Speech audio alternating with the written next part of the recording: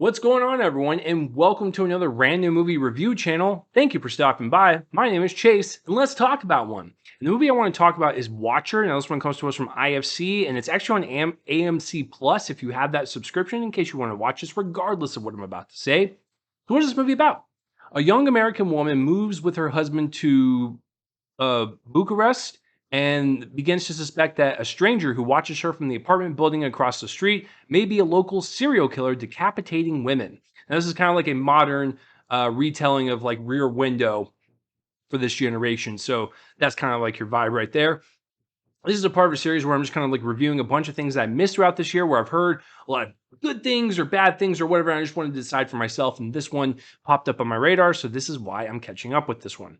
So, going into it, I never saw any trailer.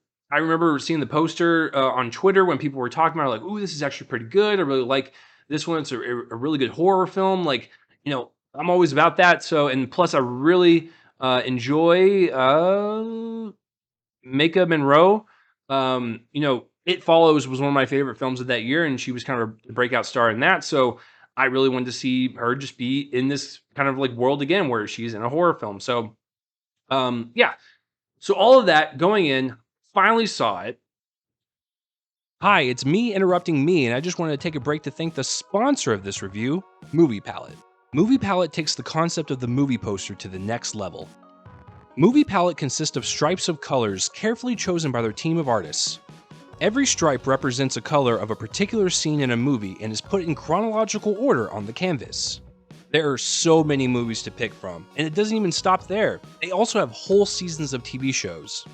I recently moved and I needed some things to put on my wall, and I was getting tired of putting up traditional movie posters and wanting something different, and Movie Palette stepped up to the plate. The movie palette that I chose was one of my favorite movies of all time, Logan. This gorgeous palette is a constant reminder of how beautiful this film is and how each scene evokes a different emotion all through its language of color, not to mention a great conversation starter. This is a unique piece to any film and TV lover's home, and I want to help you get one. Use the discount code CHASE15 for 15% off of any product on their website. Film is art, so why not display your favorite as such? That's 15% off of your order when you use the code CHASE15. Yeah, I like it. It's not anything where I want to rewatch it again. But I think for the actual experience, and especially with its runtime of it being an hour and 30 minutes, just right on the dot, you take off 5-6 minutes for credits. I mean, it's a pretty brisk little movie, but yeah, it's good. As far as it being like an updated kind of modern take on Rear Window, I can definitely see that, and I'm totally fine with that. I always like when filmmakers kind of come in and just make that type of movie for this generation. And I don't know, maybe it'll make people seek out the original one, Rear Window, and maybe ones before that it influenced. And who knows what it could spawn off. But maybe when people watch this, like they'll just want to watch more horror films, which is always a great thing. So, but yeah, pretty good. So what I really liked about it the best was that Mika Monroe, if you watch It Follows, her character in that has this invisible thing following her. She has to play up that kind of like paranoia, like unsettling feeling throughout the entire film on whether, if she's seeing it or not, or like, is it playing with our minds? Like, is it actually there? Is it not there? Is it all in her head? So you have to really pull that off as a performer. And I thought she did a fantastic job because what I like about this script, and especially the direction from Chloe Okuno, is that you never knew what was real and what wasn't. Was she actually seeing someone across the street?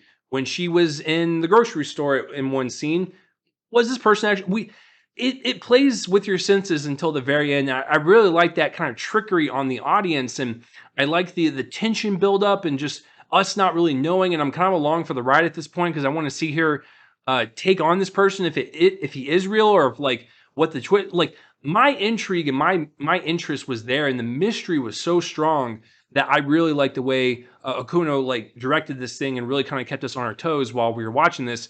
And the suspense was prime. It was there, and like I really enjoyed it from that standpoint.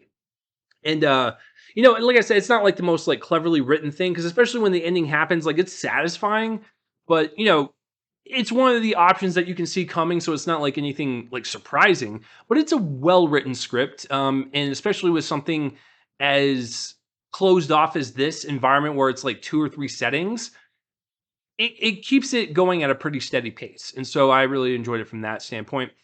The performances are also really great. Maika Monroe, she can do horror movies really, really well, and I really like her kind of in these roles where, like, she witnesses something, you don't know if it's actually real or not, and then she has to kind of fight this thing, and she is just a really fun performer on that standpoint. Because like when you cross her and she gets to you, she will mess you up, and I really like that kind of like fierce look in her eyes, especially at the very end when you're like you just stand up and clap. You're like, thank you, thank you. Her husband, that in the movie, Carl Glusman, I've seen him in a couple of things.